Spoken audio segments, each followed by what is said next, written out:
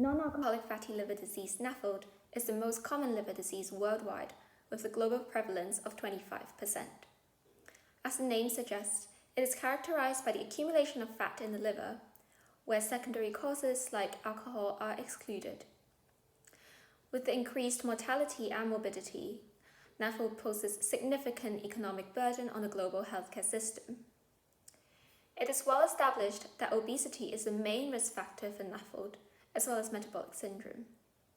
However, there is an increasing percentage of non-obese individuals developing NAFLD, most notably in Asian populations. This suggests that genetics may play an important role in NAFLD. And especially in India, the proportion of non-obese patients is as high as 75%. So, what is the difference between NAFLD in Western countries and India? Besides the significant lean NAFLD population, the prevalence of NAFLD in India can be as high as 32%, and South Asians have a twofold increased risk. Patients may also follow a more aggressive course of the disease, and this highlights the importance of my project. A genome-wide association study, GWAS, has been done in European populations but not South Asians. Therefore, we would like to conduct the first GWAS in South Asians to identify genes that are associated with NAFLD in this population, as well as to compare and validate associations identified in other populations. Our data was provided by the Trivandrum NAFLD cohort from Trivandrum, India. Several quality controls were performed on the samples before analyzing. We also performed data imputation to infer missing SNPs against the Genome Asia and HRC reference panels. Our final dataset consisted of 933 individuals and 33 million SNPs for analysis.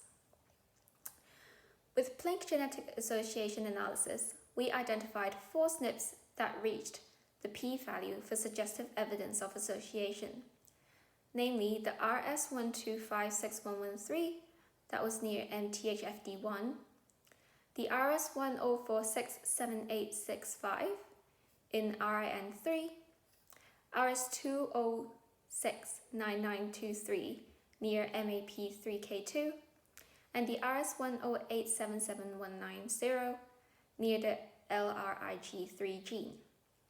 All of these loci has previously been implicated in the progression of NAFLD.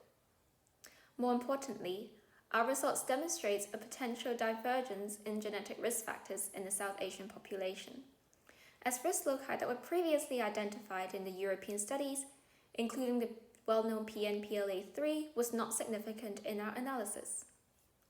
Our results show that there appears to be other risk loci that contributes to disease susceptibility in South Asians.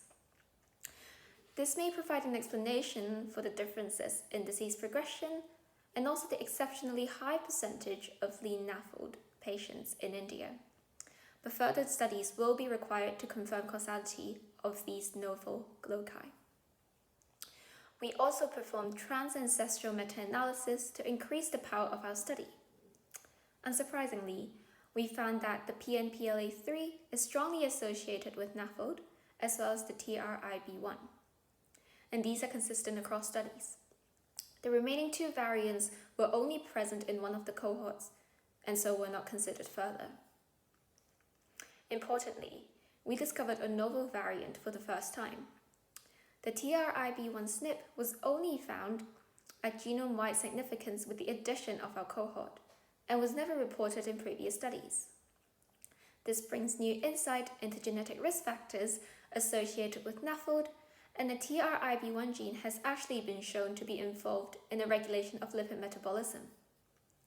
Moreover, we discovered another SNP, the RS22949115 in the PNPLA3 loci, in addition to the previously identified SNP. Hence, our meta-analysis not only confirmed the role of PNPLA3, we also highlighted the potential contribution from other variants in the gene loci. In summary, we carried out the first GWAS to investigate genetic variants associated with NAFLD in Indians. Moving forward, results will be validated in a larger population.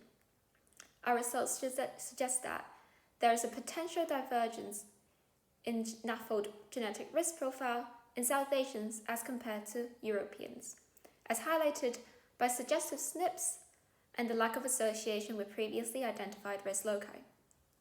More importantly, we discovered a novel variant in the TRIB1 gene through our meta-analysis. I believe that our study provides a strong foundation for further research into genetics of NAFLD, especially in the Asian population. This can lead to development of screening guidelines and novel therapeutics, hence improving disease management of NAFLD in the future. Thank you.